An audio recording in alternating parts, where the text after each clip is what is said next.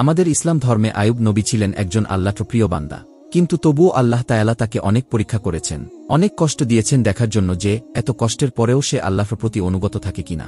কিন্তু সব কষ্ট সহ্য করে তিনি আল্লাহর পরীক্ষায় পাশ করে গেলেন। চলুন জেনে নেয়া যাক আইয়ুব নবী ও বিবি রহিমার সেই কষ্টের জীবনী।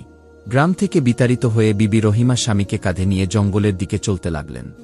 চলতে চলতে গভীর জঙ্গলে এমন এক জায়গায় এসে পৌঁছালেন যেখানে চারপাশে বহুদূর পর্যন্ত লোকজনের কোনো চিহ্ন ছিল না। এই জঙ্গলের মাঝে তিনি কিছু লতাপাতা এনে তা দিয়ে ঘর তৈরি করলেন। তারপর স্বামীকে সেখানে শুইয়ে দিলেন। তখন আইয়ুব আলাইহিস সালাম আল্লাহর দরবারে মোনাজাত করলেন, হে আল্লাহ, আমাদের জীবনের শেষ মুহূর্ত পর্যন্ত যেন আমরা আমাদের ঈমানকে টিকিয়ে রাখতে পারি, আর তুমি আমাদেরকে যখন যে অবস্থাতেই রাখো না কেন, আমরা যেন সেই অবস্থাতেই তোমার উপর সন্তুষ্ট থাকতে পারি। তারপর বিবি রহিমা যে সামান্য কিছু অর্থ সঙ্গে নিয়ে এসেছিলেন তা দিয়ে বহু দূর থেকে অত্যাবশ্যকীয় দ্রব্য কিনে এনে কোনো রূপে তাদের দিন চলতে লাগল। কিছুদিন পর সমস্ত টাকা পয়সা শেষ হয়ে তারা নিঃস্ব হয়ে পড়লেন। তাই বিবি রহিমা চিন্তা করলেন মানুষের দ্বারে দ্বারে গিয়ে ভিক্ষা করে এনে স্বামীকে আহার করাবেন। পরক্ষণেই তার মনে হল আল্লাহর নবীর জন্য ভিক্ষার খাদ্য আহার করা হারাম।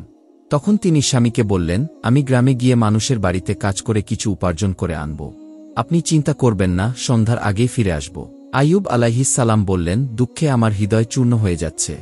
যার সেবায় 100 জন দাসী নিযুক্ত ছিল সে যাবে আজ অন্যের বাড়িতে দাসী বৃত্তি করতে, তাছাড়া তো উপায়ও নেই। অতঃপর বিবি রহিমা কাজের সন্ধানে বের হলেন। সারাদিন বাড়ি বাড়ি ঘুরে কোথাও কোনো কাজ খুঁজে পেল না। এদিকে বেলা শেষ হয়ে সন্ধ্যা নেমে এল। একটি বাড়ির দরজার সামনে দাঁড়িয়ে তিনি চিন্তায় অস্থির হয়ে পড়লেন। সারাদিন পরে ফিরে গিয়ে স্বামীকে কি খেতে দেবেন? নিজেও তো এখনো কিছুই খেতে পাননি। এর মধ্যেই সেই বাড়ির গৃহিণী এসে তাকে বলল, কে তুমি? তখন বিবি রহিমার 2 চোখ থেকে টপটপ করে অশ্রু গড়িয়ে পড়তে লাগল। গৃহিণী বলল,